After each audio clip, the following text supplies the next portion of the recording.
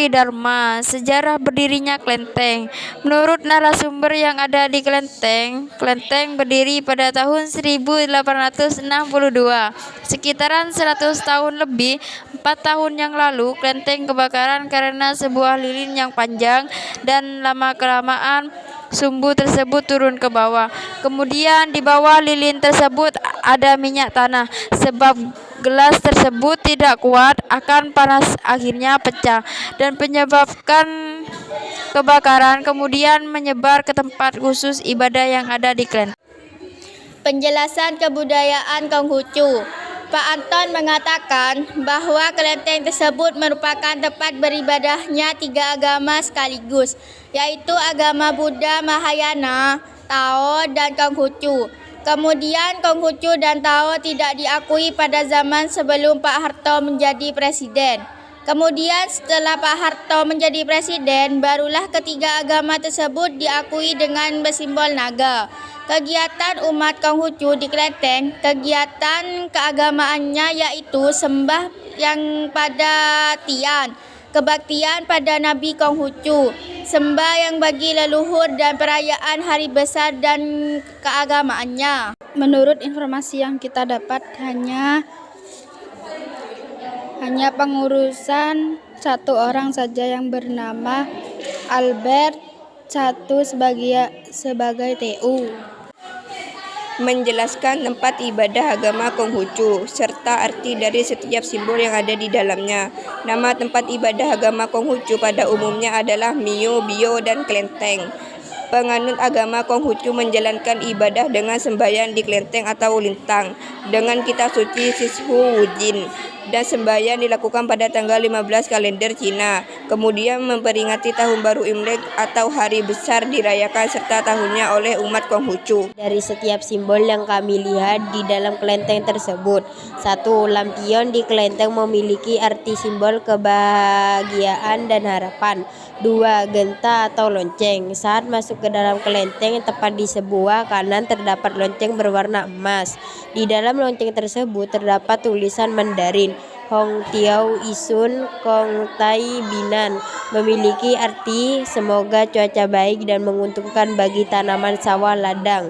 Semoga. 3. Singa batu. Saat memasuki kelenteng, ada sepasang singa batu yang dipajang di bagian alas berbentuk persegi dan terdapat ukiran angka 7, di mana memiliki arti menggambarkan periode ke-7 di tahun 1827. 4. Tian Xing Lau merupakan tempat sembahyang pertama ketika masuk ke dalam kelenteng.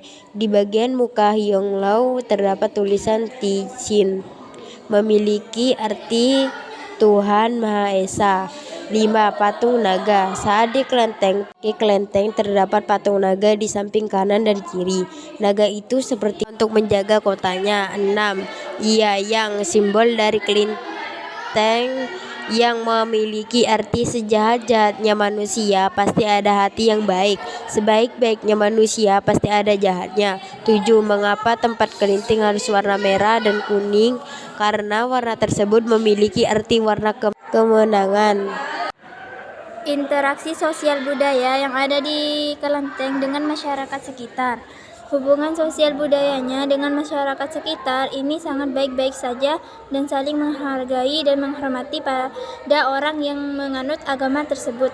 Hal ini merupakan prinsip atau pegangan kita dalam bersosialisasi sehingga dapat tercipta hidup yang harmonis dan jalan suci yang sudah ada sejak ribuan tahun lalu.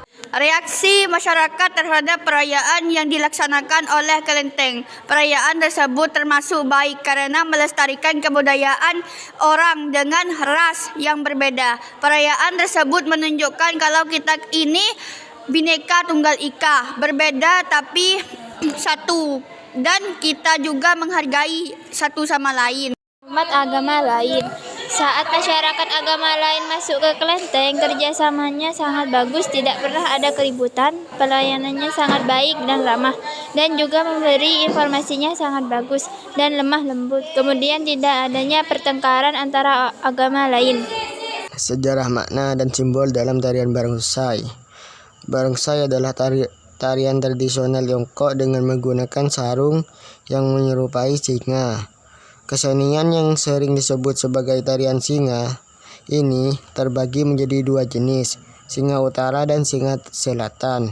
Singa utara memiliki surai ikal dan berkaki 4, sedangkan singa selatan yang lincah memiliki sisik dengan jumlah kaki bervariasi antara 2 atau 4 dan dilengkapi randu. Atraksi barongsai melibatkan gerakan kaki yang menuntut kecepatan, kekuatan, dan keseimbangan kaki pemainnya. Kekuatan tangan juga diperlukan untuk memainkan kepala barongsai atau mengangkat badan teman yang di depan. Jadi bisa dikatakan atraksi barongsai terpusat pada olah gerak tubuh. Di dalamnya ada unsur tarian, bela diri, dan akrobatik. Gerakannya mengikuti hentakan ritme yang dihasilkan oleh pemain musik. Seperti yang sudah dijelaskan oleh teman saya tadi, saya akan menjelaskan tentang makna tari barongsai. 1. Makna tari tekstual, yaitu terdiri dari 1. Berdasarkan gerak.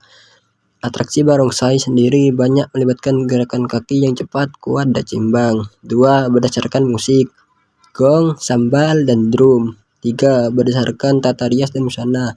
Tata rias tarian Cina ini, para pria memakai baju dan celana panjang serta ikat pinggang, sedangkan penari wanita menggunakan kostum atau busana yang berwarna terang, mengenakan topeng seperti singa. 4.